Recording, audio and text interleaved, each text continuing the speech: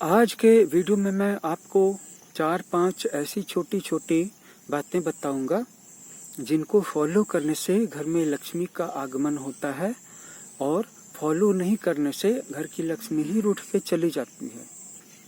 पहली बात कि कहीं पर भी पक्षियों के झुंड को देखें, तोता हो, मैना हो, गौरैया हो या फिर कबूतर हो, अगर वो कहीं पे कुछ चर रहे हैं या चुग रहे हैं तो कभी भी उनको उड़ाइए मत। हो सके तो उनको चावल या गेहूं के कुछ दाने छिड़क करके दे दीजिए।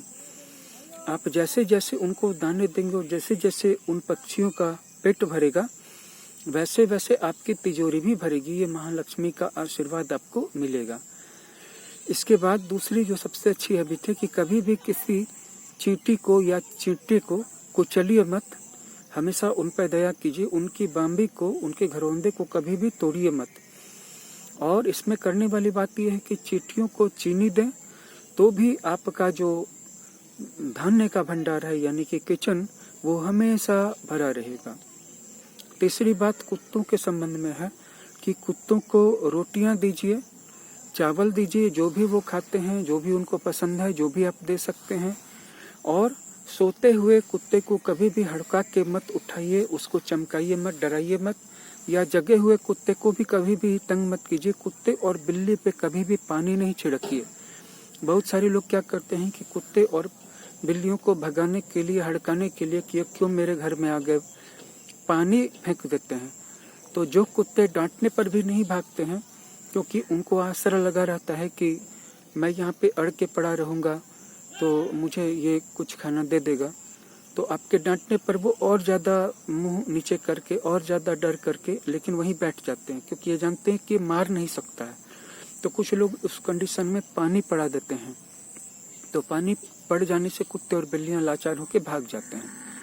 तो कभी भी भूल कर भी नहीं, क्योंकि पानी पड़ाने से आपका इनकम का सोर्स सूख जाएगा, इनकम आना बंद हो जाएगा।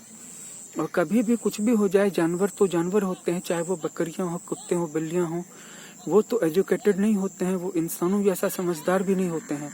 बहुत सारे ऐसे भी इंसान हैं जो पढ़े लिखे होकर के भी दूसरों को तंग करते हैं। उनको आप नहीं समझा सकते, उनको नहीं सुधार सकते हैं, उनको नहीं बदल सकते हैं। और आप उनको बदलने की कोशिश तो बिल्कुल ना करें जो बिल्कुल भी समझदार नहीं है, जानवर है, पशु योनि में है। उनको सिर्फ आप दया ही कर सकते हैं। और अगर आप उनको अन्न का कुछ भी दाना दे देते हैं, रोटियां दे देते हैं, तो इससे आपका जो घर है वो भरा रहेगा। और शनि, राहु और केतु ये तीनों ही तंग नहीं करेंगे। शनि, राहु और केतु ये तीनों तंग नहीं करेंगे और साथ ही साथ आपके जीवन में आकस्मिक धन की प्राप्ति हो जाएगी। जैसे लॉटरी से प्राप्त होने वाला धन या मदद के रूप में प्राप्त होने वाला धन या अनायास प्राप्त होने वाला धन, उपहार गिफ्ट के रूप में या कर्ज के रूप में अनायास कहीं से भी धन प्राप्त हो जाएगा। अब बात कर लें गाय की, तो गाय को जो भी रोटियां देता है या अनाज खिलाता है या पुआल देता है, दया करता है, तो उसके शरीर में कोई भी बड़ी से बड़ी घातक से घातक बीमारी भी होगी तो वो दूर होनी शुरू हो जाएगी। उसी समय से वो रिकवर करना शुरू हो जाएगा। और गाय को सताने वाले के शरीर में कोई भी बीमारी नहीं है तो बीमारी आनी शुरू हो जाएगी। इसलिए अगर आप स्वस्थ रहना चाहते हैं तो गायों के प्रति दया रखें, क्योंकि गायों का स्वभाव दयालु होता है। वैसे ही हजारों में एकाध कोई गाय या बैल ऐसे होते हैं जिनका जो स्वभाव होता है वो मरखड़ होता है, अर्थात वो मारने की आदत होती है सिंह से उनकी। अब सबसे आखिरी बिंदु वो ये है कि जितने भी आपके मित्र हैं, जितने भी रिश्तेदार हैं, माता पिता हैं, भाई बहन हैं, अपनी फैमिली है, जैसे कि अगर मैरिड हैं तो पति पत्नी हैं, बच्चे हैं, जितने भी नज़दीक और दूर के रिश्तेदार हैं और पड़ोसी हैं, मित्र हैं, स्ट्रेंजर हैं, सब से मिल करके माफ़ी मांग लें। तो क्या होगा कि उनके द्वारा कभी भी आपको कोई अभिशाप मिला होगा, कर्ज मिला होगा, तो वो कम हो जाएगा, दूर हो जाएगा अगर उन्होंने माफ़ कर दिया तो।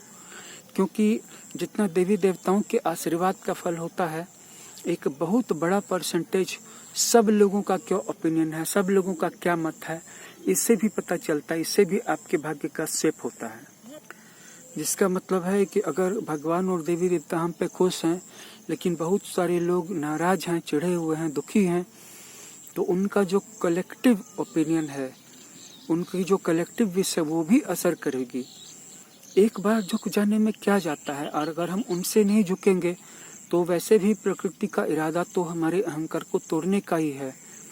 यही होगा कि वो कुछ समय के बाद तोड़ेगी, लेकिन अहंकार तो टूट करके रहेगा ही। तो क्यों नहीं पहले ही थोड़ा सा आगे बढ़ करके झुक जाएं।